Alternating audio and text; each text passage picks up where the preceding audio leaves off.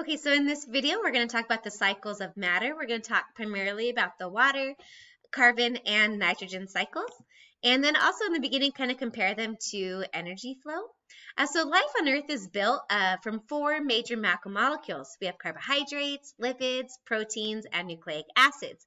Now, if you look at each of these molecules, these macromolecules, you'll notice that all four of them are made from the five elements: carbon, hydrogen, oxygen, nitrogen, and phosphorus. So all life on Earth, our cells, our tissues, we are mainly composed of C, H, O, N, and P. Now, this matter on planet Earth is fixed, the amount of matter, right? And so matter isn't created or destroyed. It's just transformed, and it cycles through living and non-living things. It's beautiful, actually. So let's go ahead, though, and compare it to energy. While energy, we saw in one of my earlier videos, energy flows in one direction from primary producers through various levels of consumers, with the amount of available energy decreasing at each trophic level. This is different than matter. Where energy flows in one direction, matter is actually going to cycle. Now, I love this slide. So matter actually cycles, and oh, there it is. And it cycles between the atmosphere, the geosphere, hydrosphere, and biosphere. So the atmosphere represents the air, and then we have the geosphere, which is like Earth and Earth's crust. The hydrosphere is water, and then the biosphere is going to be life, right? So if we take, well, we'll see examples of this as we go through. So elements are recycled within and among ecosystems through cycles that may involve the biosphere, geosphere, hydrosphere, and atmosphere.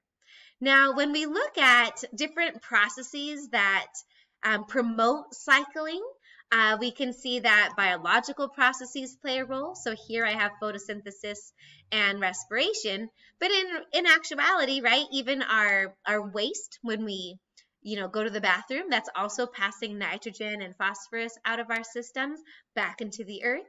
Or if we sweat, we have water evaporating back into the atmosphere, right? So there's more than just photosynthesis and respiration. We are constantly cycling nutrients from the food we eat to our waste products. And we also have the top one. We have physical and chemical processes. Here I have a wave to represent erosion, but we also have lightning involved. We have volcanic activity. It falls under the geological processes. Later on in my carbon cycle diagram, I'm a little bummed that I don't have a picture of a volcano, but the gases that erupt from volcanoes will also include carbon and other elements. And then, of course, we have human activities such as the burning of fossil fuels is also going to aid in the cycling of matter.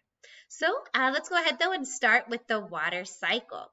So our water cycle, let's see, put my face, oh, maybe up here.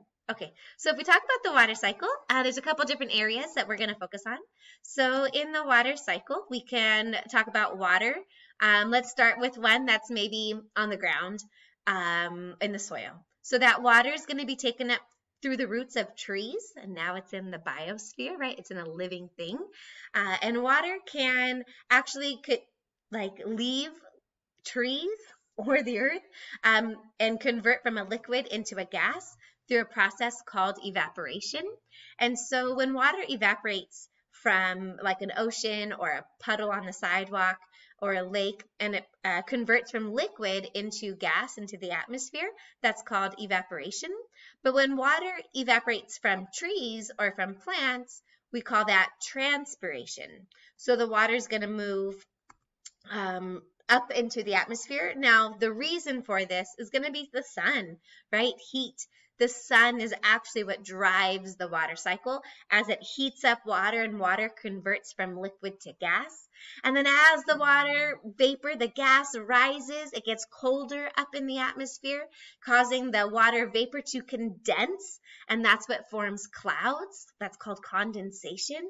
And eventually the clouds get so full of liquid water that gravity takes over, and then it falls to the earth. We call that precipitation. Now, precipitation can take a number of forms. It can be rain, sleet, hail, snow. The word precipitation just means the liquid or solid if it's snow or hail, right? The water is returning back to earth. Now, when it is snow, for example, eventually it'll melt and then it will run off. Or if it's just liquid rain, it'll run off the here we go, precipitation. And then we have surface runoff.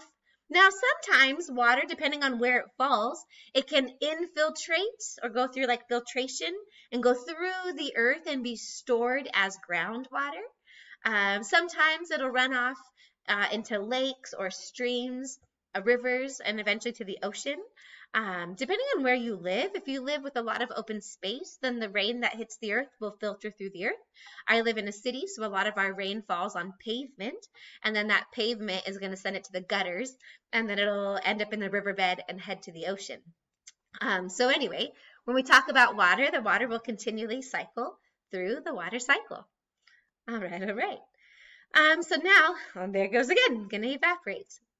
So some key things about the water cycle. Water cycles between the hydrosphere, the lakes and the oceans, the atmosphere. So it enters the atmosphere through either evaporation or transpiration, and then falls to the earth through precipitation. Now the biosphere is living things, organisms that are going to take in and release water through sweat, exhaling, or urine, etc. And then the geosphere, water can be stored as groundwater. This is where our aquifers are, where we dig wells and we pull water up, right, to water our crops and to drink. And then water that is stored as groundwater, roots can like reach down into it and then take that water into the trees, the biosphere, and then it can be go through transpiration and evaporate all over again back into the atmosphere. Okay, so let's go ahead and talk now about the carbon cycle. So all life on Earth is carbon-based because it's a major component of carbs, lipids, proteins, and nucleic acids. So the carbon cycle is pretty essential to life on Earth, and a nice happy balance in the carbon cycle would be ideal as well.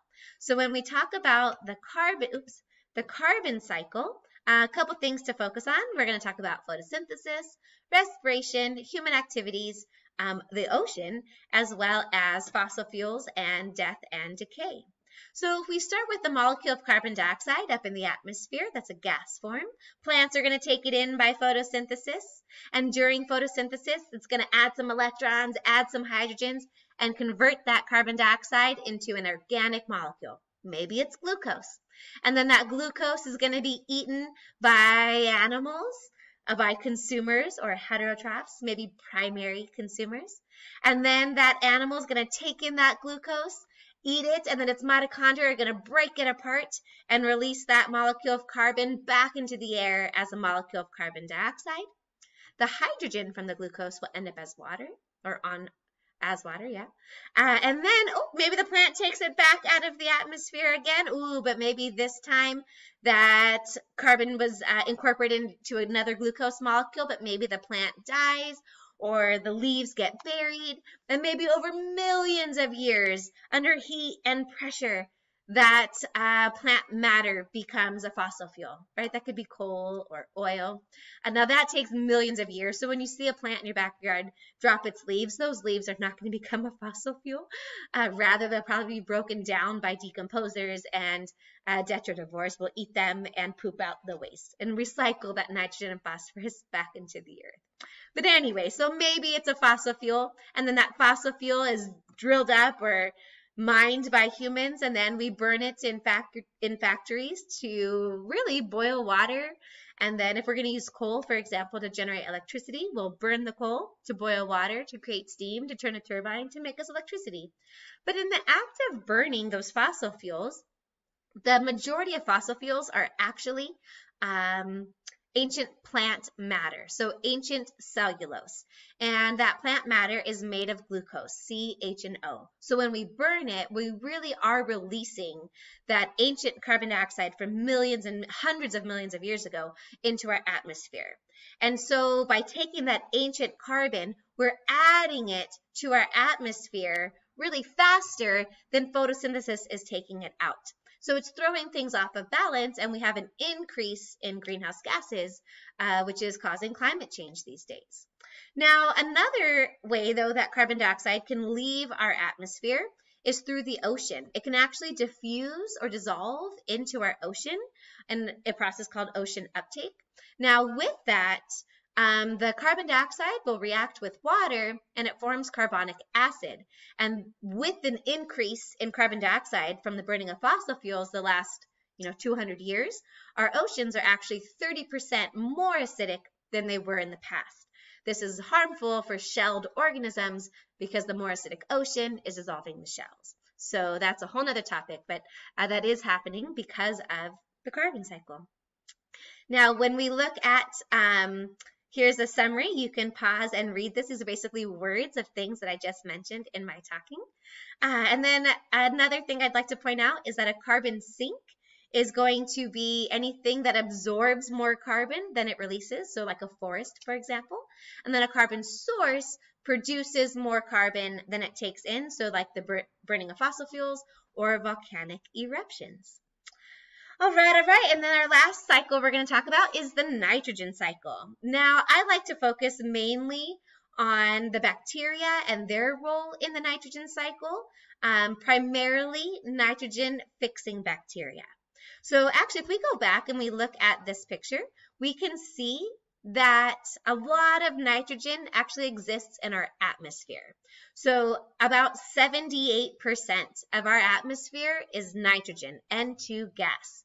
But it's not a form that's usable by organisms. Therefore, we rely on bacteria in the soil to carry out nitrogen fixation. These bacteria are going to take that nitrogen gas and convert it into ammonia, and then other bacteria will convert that ammonia into nitrates and nitrites, and then the plants can then use their roots and take those nitrates and nitrites up, and now that is how they get access to nitrogen to build their proteins and nucleic acids. Now, these nitrogen-fixing bacteria live on the roots in nodules of plants, right? And so they have high concentration of these bacteria living directly on the roots of plants, making it very easy for plants to take up that nitrates and nitrates. Now, another important species or type of bacteria in the nitrogen cycle are bacteria that do denitrification. And I don't know if I pronounced that correctly, but basically they do the opposite of nitrogen-fixing bacteria. They are going to take the nitrates and nitrites and convert it back into nitrogen gas, so it goes back into the atmosphere. Now, I also have circled in here lightning. Lightning is similar to the nitrogen-fixing bacteria. Lightning can actually convert nitrogen gas into nitrates. But that's a small role of the nitrogen cycle. And I also want to point out that there are decomposers that are going to help to break down like decaying matter and release the nitrogen back into the soil that way. Okay, so to kind of summarize the nitrogen cycle and some key parts is we have our nitrogen fixation, which is carried out by nitrogen-fixing bacteria. And they're going to take gaseous nitrogen from the atmosphere and convert it into a form plants can take up, right? And then the plants will use that nitrogen to build their macromolecules. Then we have organisms like us when we go to the bathroom, we add nitrogen back into the earth. And so we will have bacteria that are going to break down that waste, right? And recycle that nitrogen back into the soil. And so there's other species of bacteria that will take soil nitrogen and convert it back into gas into the atmosphere, and that's called denitrification. And so I think the key takeaways of the nitrogen cycle is that it's really reliant on bacteria converting nitrogen from one form to another, both taking it out of the atmosphere, converting it into usable forms for plants to take up, and then any nitrogen in the soil has another species of bacteria that can convert it back into gas to be released into the atmosphere to keep the cycle going. I hope that was kind of clear, and great job. If you're a teacher and you like this PowerPoint, you can check the link below. Have a great day.